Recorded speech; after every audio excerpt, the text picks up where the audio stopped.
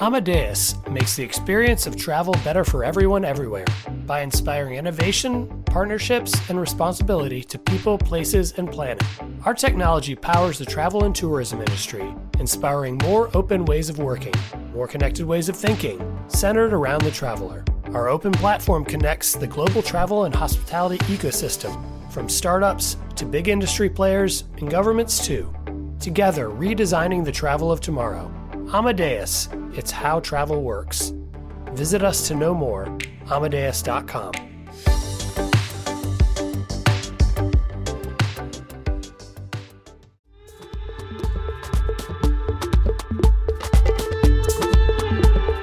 Welcome to the Skift India Travel Podcast. I'm your host, Peden, and today we have Dhruv Shringi, CEO and co-founder of Yatra.com, joining us for a chat.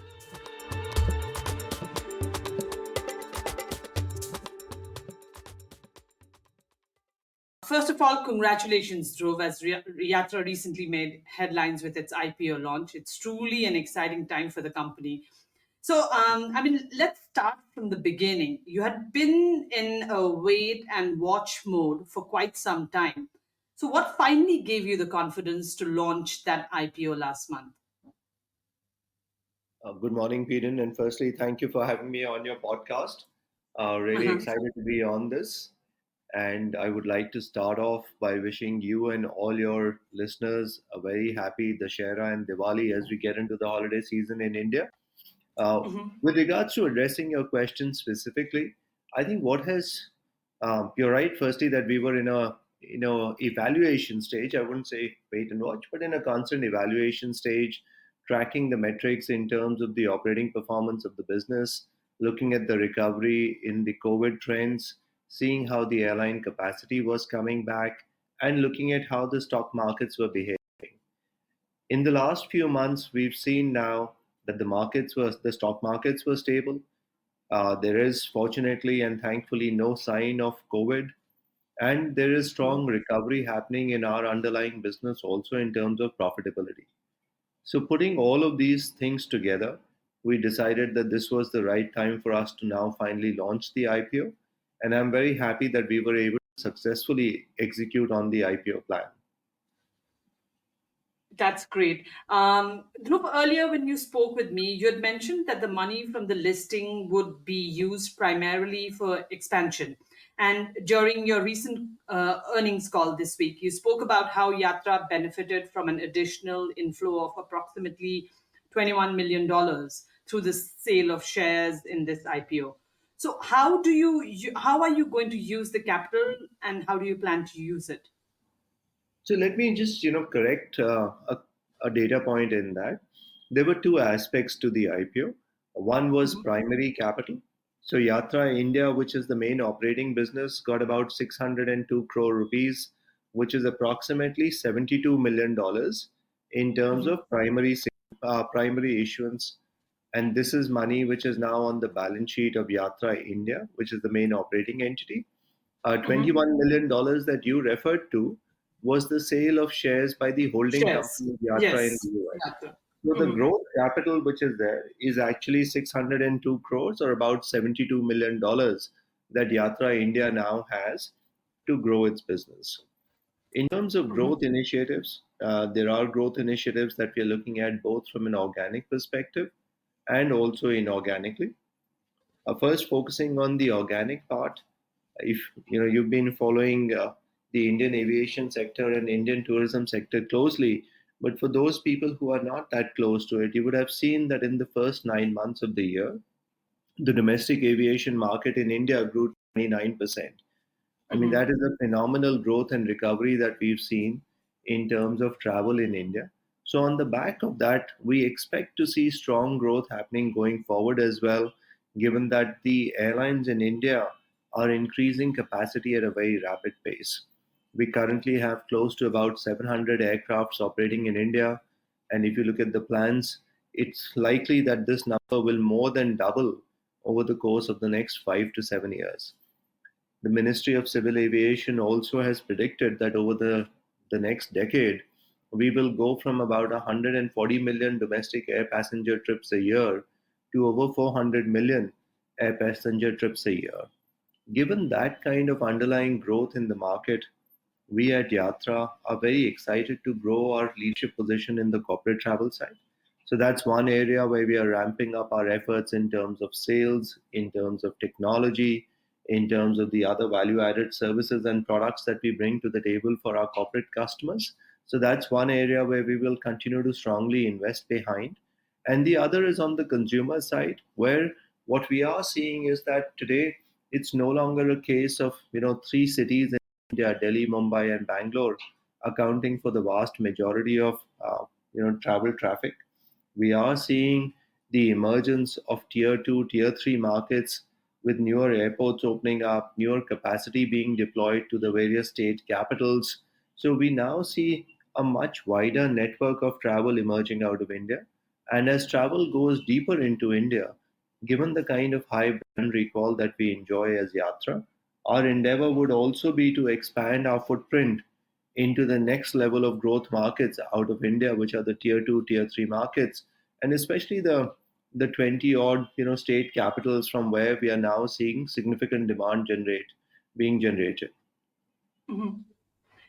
Dhruv, you had also spoken about acquisitions, and so will you be actively looking for strategic acquisitions to complement your growth strategy? Because your last acquisition had been, I think, around 2019, PL Wordways, and then there was Air Travel Bureau in 2017.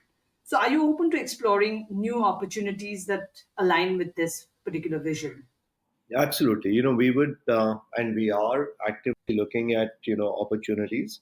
And we are looking at things which are going to be complementary to the kind of products and services that we have right now, and also which will fit in well and can be cross sold to the large customer base that we currently have. So, those are the guiding principles in terms of what is it that we are looking at. Um, and we are, as I said, actively looking at opportunities and scouting opportunities for the same. Impressive. Dhruv, it's also evident that you're not just stopping at an IPO success, but actively aiming for continued growth. So, Yatra has a history of providing more than just booking services. You offer comprehensive information about travel destinations, hotels, flights, and more. So, can you share more about how Yatra is working to go beyond the standard booking functionality? Sure. Yeah, and that's an excellent question. See, in today's world, the traveler is a lot more evolved and they are looking for more than just travel information and travel booking, right? And if you look at cutting this into two segments, the corporate segment and the consumer segment, both these travelers have needs for different kinds of value added services. So on the corporate side, for example, it's no longer sufficient to just be a ticketing agent, right? You have to be a data and analytics support to the CFOs of the organization or the CHROs of the organization. So there is copious amount of data which gets generated in a booking process. We've got an excellent MIS tool which is then used by us to slice and dice the kinds of trends, the spend patterns, etc., that we see emerging out of the corporate. And then from there, that information gets fed back to the CHROs, to the CFOs, to make sure that in the next cycle they can incorporate that data when they are setting in place the policies for the company. Right. So that's giving you one example of where it's beyond just doing a ticketing function and acting as a basic transacting agent. Right. Similarly, on the consumer side, you will see numerous value added services which are there, whether this is things like Prime, which are a subscription based kind of model which exists, Mhm. or it's cancellation protection, which is there, which offers the customer the flexibility, right, of buying a cancellation protection and securing his entire trip, right? Things like this get added as incremental services and value adds to the customer.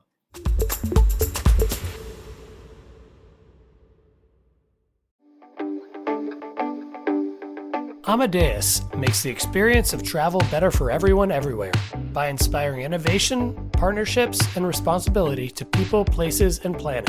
Our technology powers the travel and tourism industry, inspiring more open ways of working, more connected ways of thinking, centered around the traveler. Our open platform connects the global travel and hospitality ecosystem, from startups to big industry players and governments too. Together, redesigning the travel of tomorrow. Amadeus, it's how travel works. Visit us to know more, amadeus.com.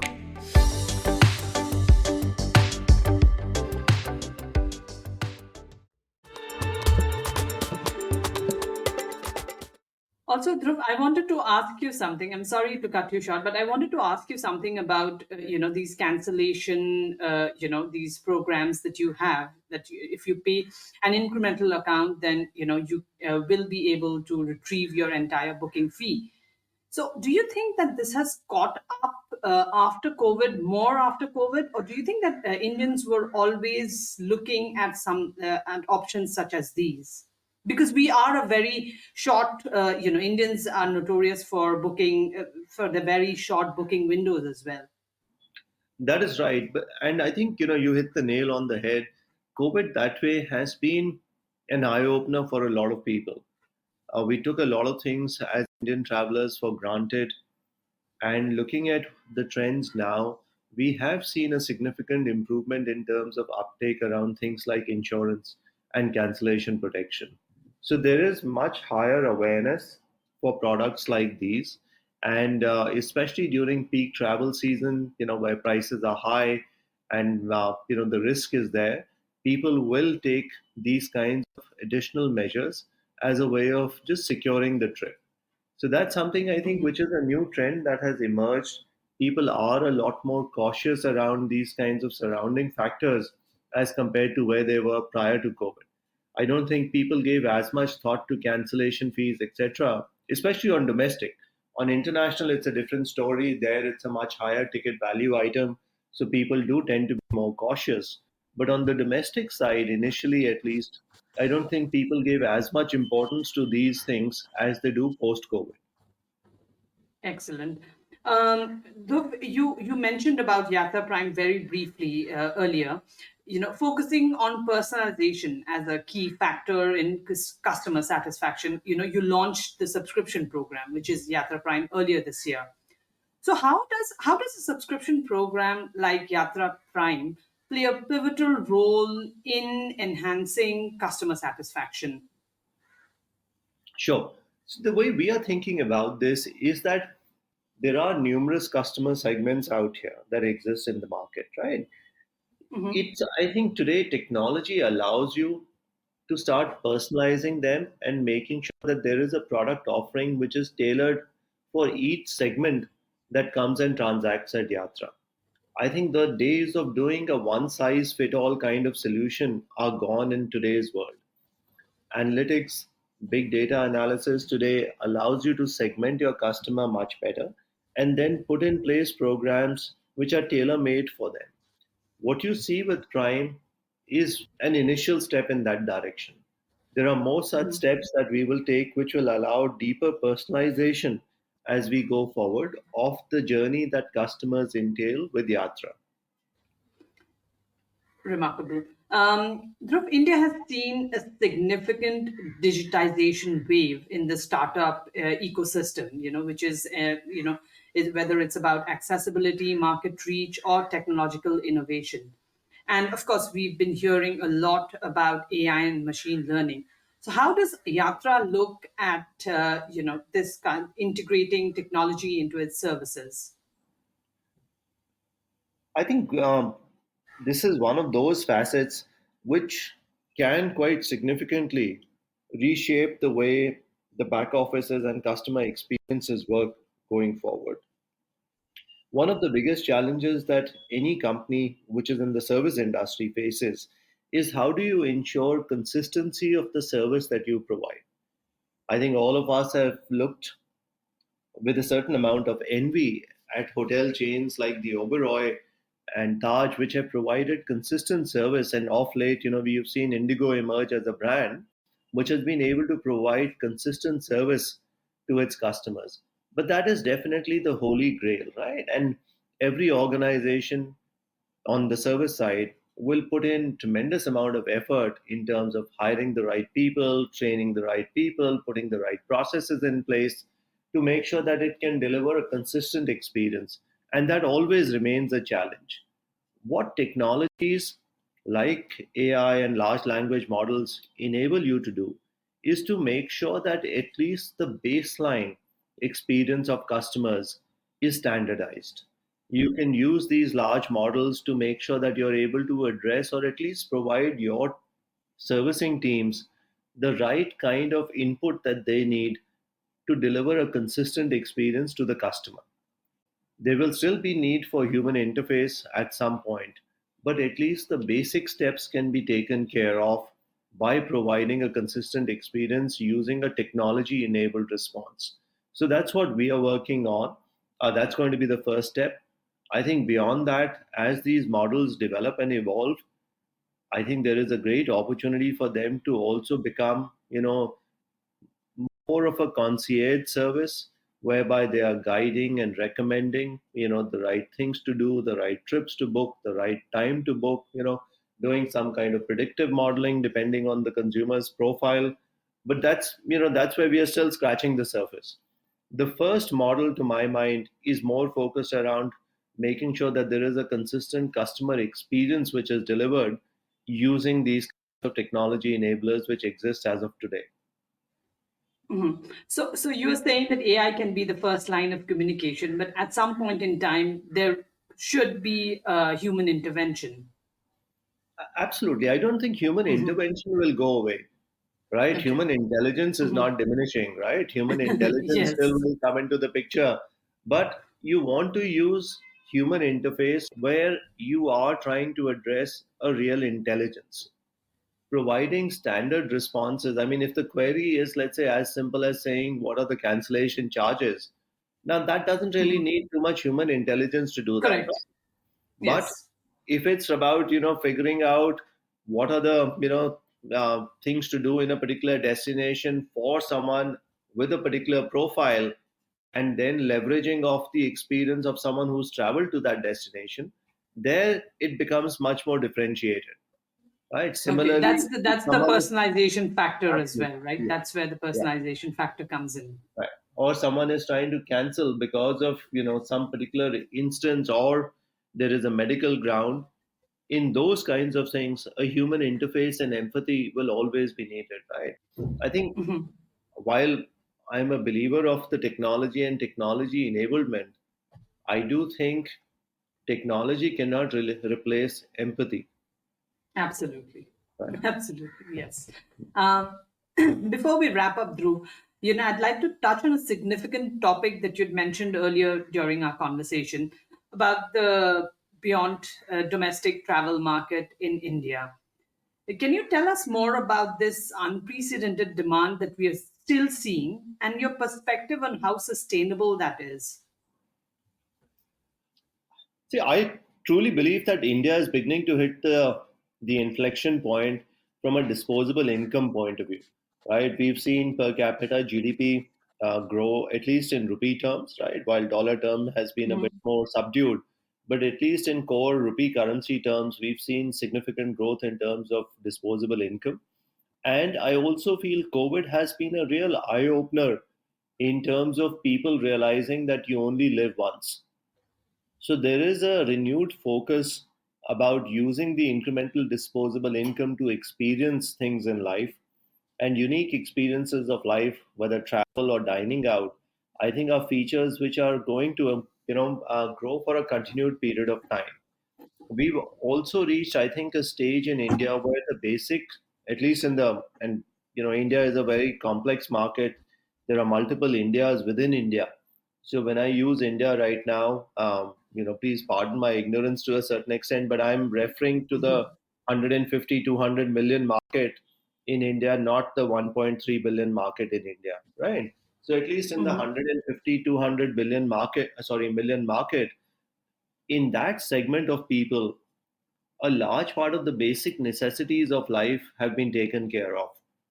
And given that they've bought their car, their fridge, their television, the basic household things that they need, the incremental disposable income is now being targeted towards experiences of life.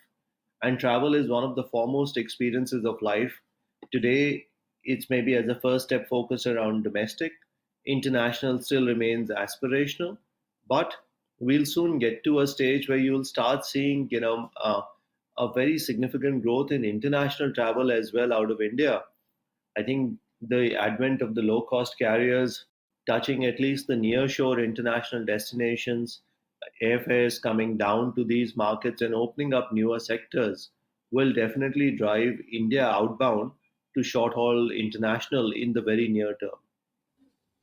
Excellent. And I think it has a lot to do with the rising middle class and the increasing disposable income, like you mentioned, right? Absolutely. Yeah, that's a great outlook, Dhruv. Thank you for sharing your insights and experiences with us today. It's been an absolute pleasure having you on the show. Thank you so much. Thank you for having me on your show. It's been my pleasure. And that's a wrap for this episode of the Skift India Travel Podcast. We hope you found Yatra's journey in the booming travel market in India inspiring. Be sure to stay tuned for more exciting stories in the future. Thank you. This has been the Skift India Travel Podcast. Thank you for listening.